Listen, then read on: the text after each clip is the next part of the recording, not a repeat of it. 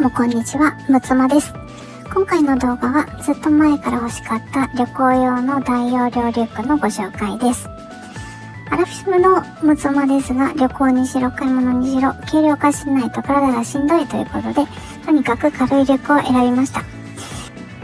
今回ご紹介するバックパックは40リットルで重量は 930g と非常に軽量です。ぜひ最後までご覧ください。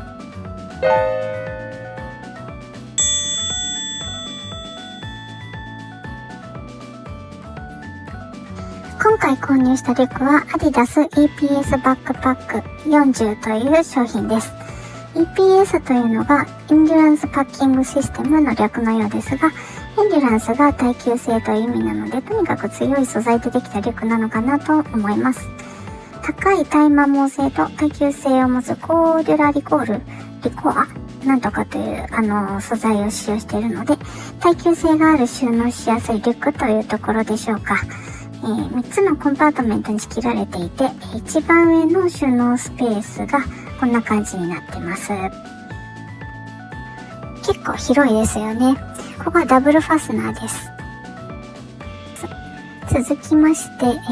中央の縦のファスナーですね。ここポケットになってまして、こうちょっと間口は狭いんですけれども、膨らんでる感じで、上着なんかを入れるのにいいのかなって思います。このリュックは、そこにも荷室がありまして、通常はこう靴とか入れたりする用途で使うようなんですけれども、もともとこれアディダスのスポーツバッグっていうんですかね、部活動をやってる学生さんとか、あとスポーツをやってるような方のために作ってるような感じだと思うんですけど、私はスポーツもやってませんし、部活動をやってる学生さんでもないので、ここは別の用途で使っていこうと思います。両サイドのポケットは、結構深いのかなって一瞬深く見えるんですけれども、当然一番下に室になってるので、そこまでないんですよね。なので、思ったより深くない。けど、十分な、ペットボトル入れたいとか、傘入れたいとか、そういうのは十分な深さがあるという感じです。背中側にもファスナーがあるんですけれども、ここは、パソコンなんかを収納するスペースになってまして、広いんですけれども、薄いスペースが広がってます。メインコンパートメントには繋がっておりません。背中側にファスナーがあると、大事なものとかしまえるかなと思って、これはいいな、使えるなと思ってます。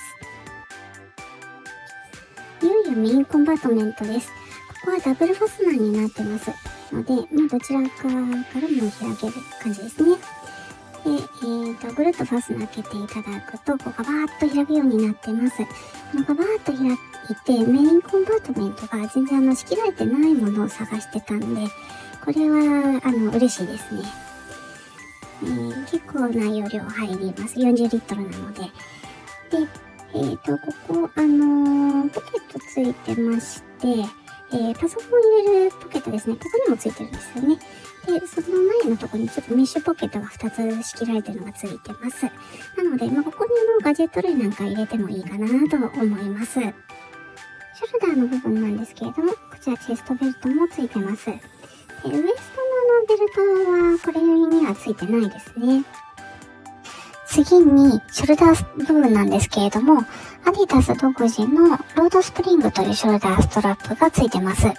これがちょっと面白くて、ちょっとビヨンって伸びるんですよね。で、衝撃を吸収して背中への負担を抑えるというものになってます。で、肩への衝撃を約半分に軽減してくれるなんて書いてあるサイトもあったんですけれども、アラフィフは肩壊しやすいんでね、すごく助かるなと思います。で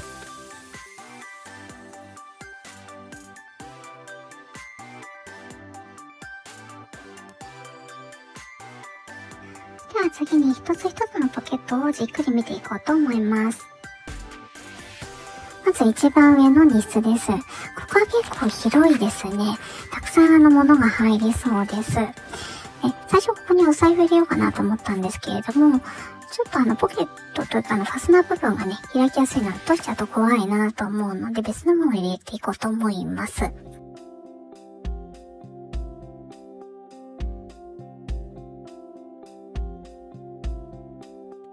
次に縦ファスナーポケットなんですけれども、ここにはですね、ちょっと見た通りご覧の通り間口狭いんですよ。でもね、前に膨らんでるので結構ね、いっぱい物入るんですよね。で最初ここを財布でもいいかなって思って入れてみたんですけれども、そこで背中部分についてるから、うっかりね、ファスナー閉め忘れたりしちゃったりすると、落ちちゃったりすると怖いなと思って、ちょっとここにお財布入れるのはやめました。それでですね、これ上着とかですね、これモンベルのストームクルーザーなんですけれども、こういったちっちゃく畳めて、かさばるようなものなんか入れるのにいいかなと思います。で、他にも今回冬の旅行を想定してるんで、マフラーとか、これもモンベルなんですけど、モンベルってどんだけ好きなんだって感じなんですけど、こういったマフラーなんか入れたりとかしてもいいし、あと傘なんか入れてもいいかなと思ってます。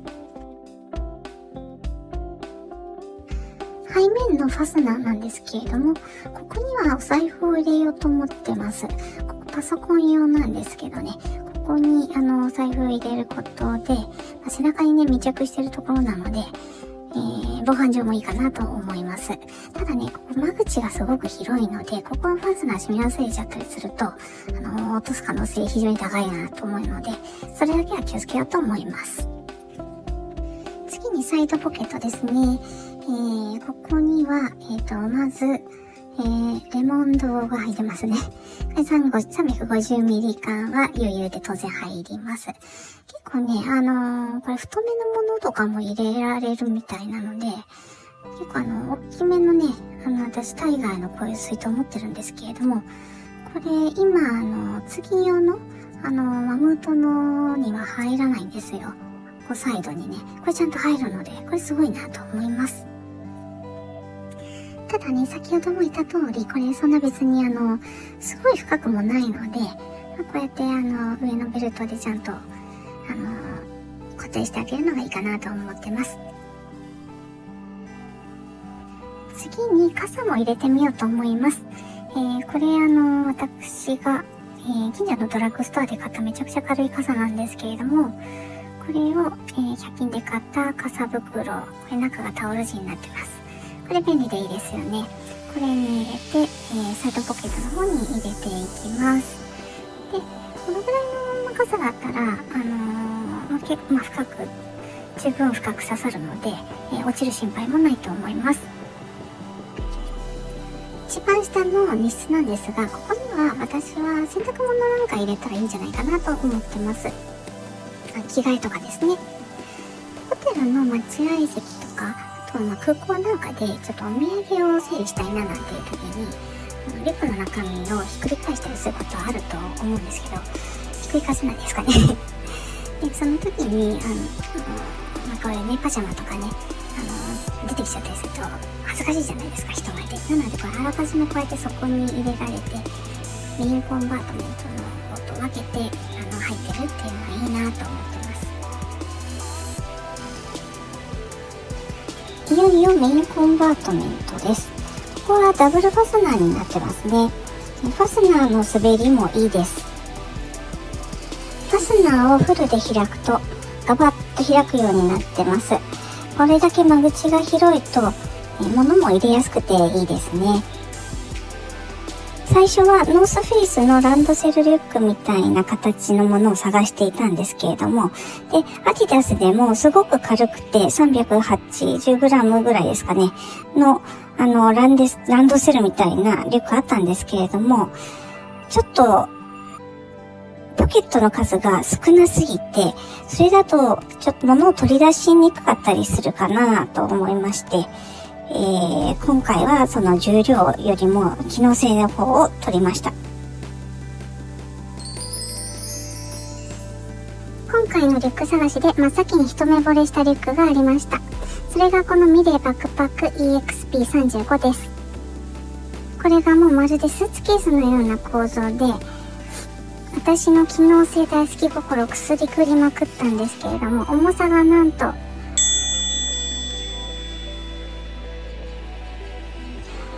ということで、ちょっと重すぎるということで、泣く泣く諦めたという経緯がありました。では、ここに、実際に、着替えなんか入れていきたいと思います。で今、一番下の密室に、洗濯物なんか入れてるので、ちょっと膨らんでる状態ですね。できる限り、ここのメインのところには、荷物を入れないような状態で、お土産用に空にしていきたいです。これ、100均で買った、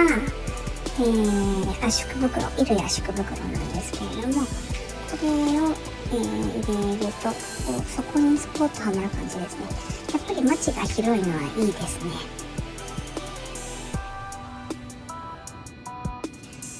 iPad を入れていきます。この中の、この、ノート PC 入れるところですね。ここにちょっと入れていきたいと思います。こんな感じで収まりいいですね。あんまり移動時間に漫画読むぐらいしかしないと思うんですけど、充電ケーブルと、あと、充電器、ポータブル充電器なんかは、ここのメッシュポケットのところに入れていこうと思います。結構これもね、荷物の中で、行方不明になっちゃうこと多いので、取り出しやすいところに入れてあるといいですね。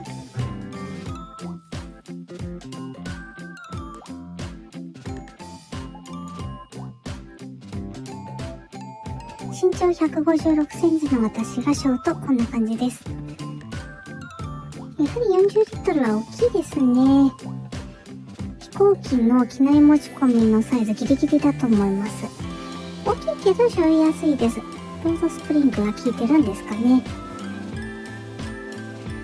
今まで旅行用に使ってきたミレークーラ30との比較です。